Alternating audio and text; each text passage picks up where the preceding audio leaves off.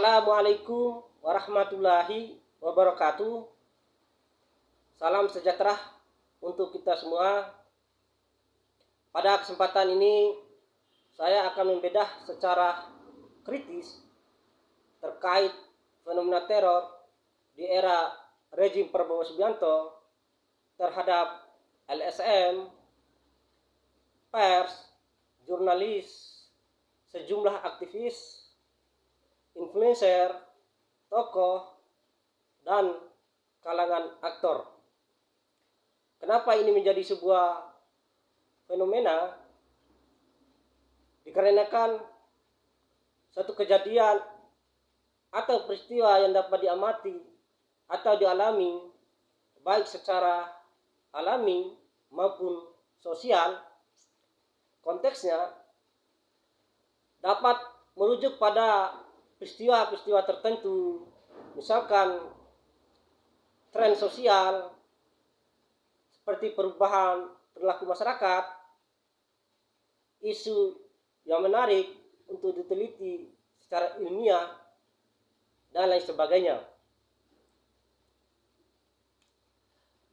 Teror yang mana sebuah kondisi rasa takut yang nyata dan luar biasa akan bahaya yang mungkin terjadi. Ini merujuk pada kondisi psikologis akibat adanya sebuah ancaman. Konteksnya, tindakan untuk mengancam pihak lain dan menciptakan efek ketakutan yang meluas seringkali dengan tujuan politik atau ideologis. Tujuannya adalah untuk menimbulkan suasana panik dan rasa takut secara massal, seringkali untuk memaksa pihak lain mengambil keputusan tertentu atau menarik perhatian. Fenomena ataupun teror tidak terlepas dari ada sebuah hukum kausalitas. Ada penyebab dan ada akibat. Dalam konteks kasus teror terhadap LSM Kontras dan aktivisnya, pers, Tempo, dan jurnalisnya, sejumlah aktivis, influencer, tokoh, dan kalangan artis merupakan sebuah kejadian yang tidak wajar. Ada terjadi sebuah anomali dalam peristiwa ini, yang mana LSM Kontras dan aktivisnya, pers dan jurnalisnya, sejumlah aktivis, influencer, tokoh, mereka cukup kritis, cukup vokal dalam hal memberitakan, menginformasikan, dalam hal mengkritisi setiap kebijakan dan keputusan rejim pemerintahan Prabowo Subianto Gibran.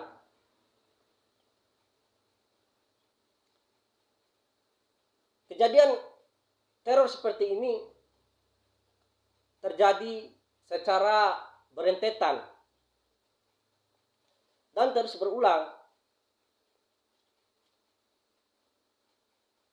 Misalnya, aktivis, mereka cukup vokal dalam hal mengkritisi kebijakan terkait dengan penanganan bencana alam di Aceh dan Sumatera, dan tiba-tiba mereka mendapatkan teror dari pihak-pihak yang misterius dari orang-orang yang tentunya sangat resah, khawatir terhadap kritikan-kritikan, sehingga bagi mereka untuk memberangus, untuk membatasi, untuk memberikan efek jerah terhadap mereka, ya tentunya jalan pintas yang dilakukan oleh oknum-oknum yang tidak bertanggung jawab, yaitu dengan menteror. Apakah inilah wajah sesungguhnya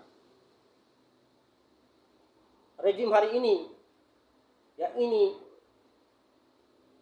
rejim yang totalitarianisme, yang otoriter, mencoba meneror, membatasi, membungkam pikiran-pikiran yang kritis, dan cenderung tidak peka terhadap kritikan, terhadap masukan.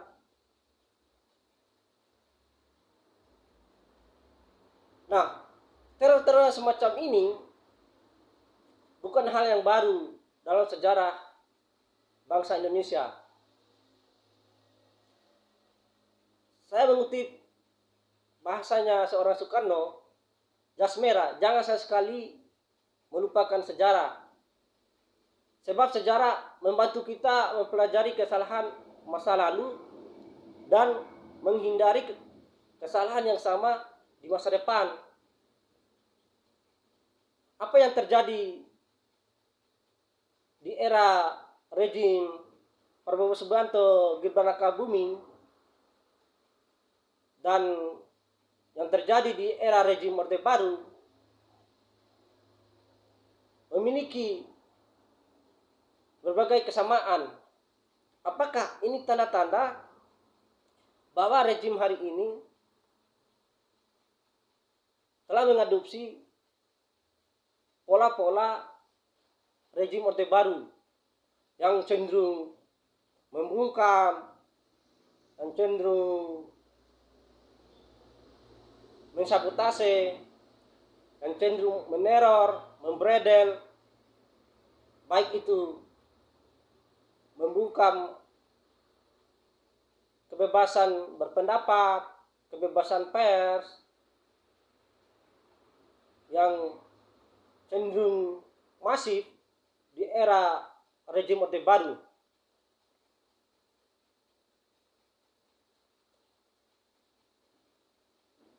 Nah, fenomena teror semacam ini yang dialamatkan kepada LSM, Kontras, pers, jurnalis, ini merupakan sesuatu hal yang tidak wajar. Sebab mereka cukup kritis dalam hal mengkritisi kebijakan dan keputusan rejim hari ini.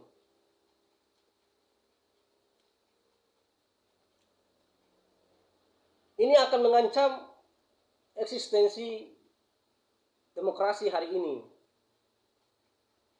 mengancam kebebasan pers, kebebasan berekspresi yang dijamin oleh undang-undang, baik Undang-Undang Kebebasan Pers nomor 40 tahun 1999 dan Undang-Undang Kebebasan Berekspresi nomor 9 tahun 1998 terkait kemerdekaan berpendapat di muka umum.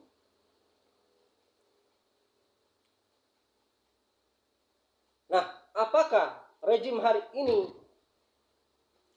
sudah tidak lagi berpihak kepada hak-hak asasi manusia, tidak berpihak kepada kebebasan pers, kebebasan sipil, dan lain sebagainya.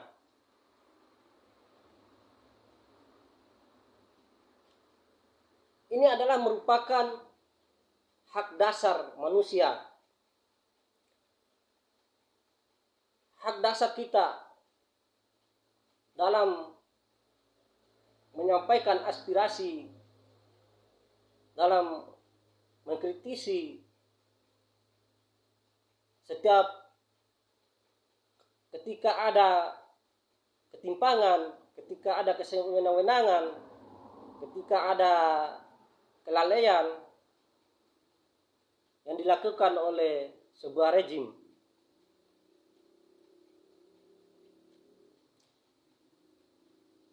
Makanya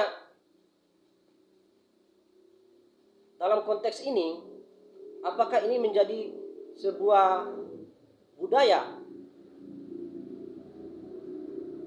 Sebab hal ini terjadi terus berulang. Sebagaimana pandangan seorang Antino Gramsci, bahwa penguasa memiliki kontrol terhadap budaya. Budaya dijadikan sebagai alat untuk melanggengkan kekuasaannya.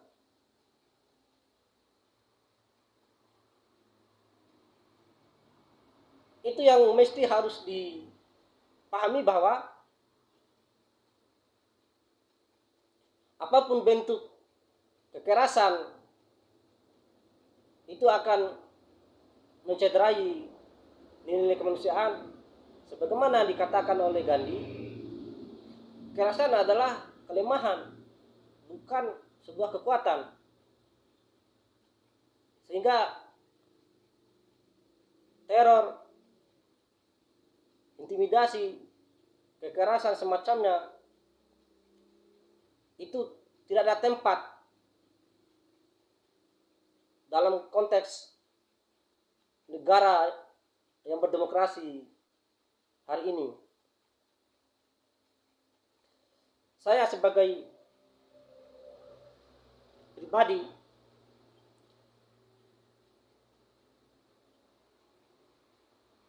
berharap bahwa kasus ini harus segera diatasi, harus segera diselesaikan oleh rejim Prabowo Subianto, Gibran Rakabuming. Jika tidak, ini akan menjadi presiden buruk untuk rejim hari ini. Dan publik akan menilai bahwa berarti dalang dari semua ini adalah rejim hari ini. Publik bebas untuk menafsirkannya. Ketika rejim hari ini tidak mampu mengatasi persoalan ini. Jika ini terus berlarut, maka akan menimbulkan kegaduhan, menimbulkan kekhawatiran, akan berdampak luas terhadap kebebasan berekspresi, kebebasan pers, dan lain sebagainya. Rakyat Indonesia akan mengalami traumatik yang cukup besar terkait dengan peristiwa teror seperti ini.